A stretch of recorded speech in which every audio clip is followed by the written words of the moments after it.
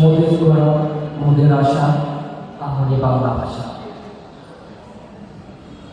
আমরা আজকে সবাই যে অনুষ্ঠানকে কেন্দ্র করে উপস্থিত হয়েছি, আমরা সবাই জানি এই মাসটি হচ্ছে ভাষার মাস।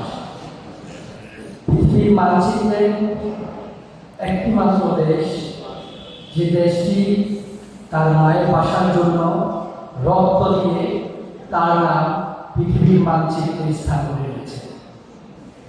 আমরা যদি দেখি 1947 সালে যখন 14ই আগস্ট ভারত বিভক্ত হয়, 15ই আগস্ট পাকিস্তান নামে একটি রাষ্ট্র প্রতিষ্ঠিত হয়।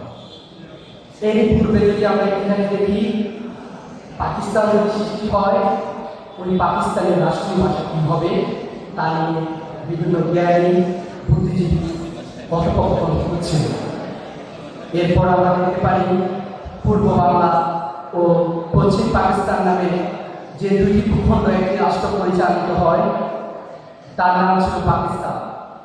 ওই সময় তারা চেয়েছিল উর্দুকে রাষ্ট্রীয় ভাষা হিসেবে স্বীকৃতি দেওয়ার জন্য, কিন্তু 56% বাংলাভাষী চেয়েছিল উর্দুর পাশাপাশি বাংলাও রাষ্ট্রীয় ভাষা হিসেবে থাকবে। কিন্তু তারা জনসমর্থনকে বুঝতে না পেরে, মানুষের অধিকারের কথা বুঝতে না পেরে, তারা জোর করে এই জাতির করে উর্দু ভাষাকে চাপিয়ে দেওয়ার জন্য চেষ্টা করেছিল। যখন 1952 সালে বাজেট প্রস্তাব হচ্ছিল ইংরেজি ভাষার পাশাপাশি উর্দু ভাষাতে সংসদ পরিচালিত হচ্ছে, তখন কুমিল্লার বীরেন্দ্র দত্ত তার প্রতিবাদ জানান। এর মাধ্যমে ভাষা আন্দোলনের যে সূচনা, ছাত্ররা এর জন্য বিভিন্নভাবে আন্দোলন করে এবং কি তারা রফিক, সালাম, জাফর সহ অনেকজন এর জন্য আন্দোলন করে। আমরা যদি আরেকটি কথা লক্ষ্য করি, 1952 সালের 146 ধারা জারি করা হয়।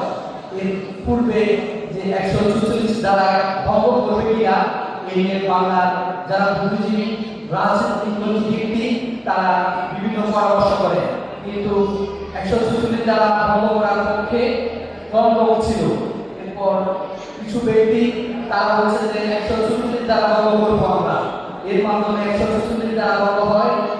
1952 সালে সেই দিনটি আমরা সবাই জানি, কিভাবে পুলিশ নির্মমভাবে এই তরুণ জামাত ছেলেদের পর গুলি করে এবং তাদের রক্তের বিনিময়ে আমরা আমাদের মাতৃভাষার মর্যাদা আমরা পাই। এরপর 22 ফেব্রুয়ারি 1952 সালে তখন তারা ওই হত্যার জন্য মিছিল করে। এর ভিতরে এখানেও বিভিন্নভাবে বাধাগ্রস্ত করে। এরপরে 13ই ফেব্রুয়ারি 1952 সালে ওই যুবক ছেলেরা ঢাকা মেডিকেল যে চত্বরটি ছিল ওইখানে দাঁড়িয়ে তারা ওই দিনই একটি শহীদ মিনার নির্মাণ করে। এর মাধ্যমে আমরা দেখতে পাই যে 1952 সালে যে শহীদ মিনারটি নির্মিত হয়েছে, কি কষ্টের মাধ্যমে, কি অধিকারের মাধ্যমে তারা অর্জন করেছে।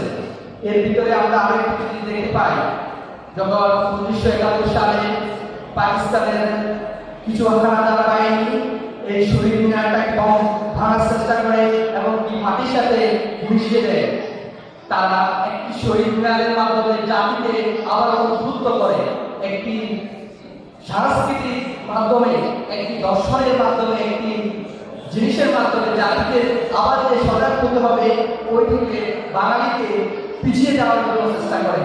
আমরা আরেকটা কথা বলতে পারি যে 1952 সালের ভাষা আন্দোলন ছিল পাকিস্তানের সাথে শুধু কয়েকটি কারণেই ছিল, যেমন শুধু ভাষাটা মূল ছিল না। এখানে আমরা যদি দেখি 8ই ফাল্গুন 1358 সাল ছিল বাংলা, কিন্তু 1952 সাল আমরা কেন বলি? এখানে যদি আমরা তারতম্য করি আমরা দেখতে পারবো এখানে শুধু ভাষার জন্য নয়, এখানে সবচেয়ে যে বিষয়টা ছিল তা ছিল মানুষের অধিকারের জন্য।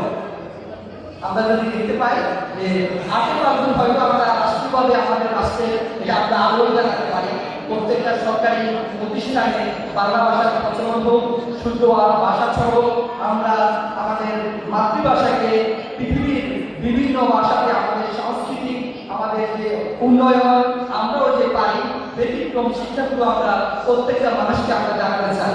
এই বলেই আমি আমার বক্তব্য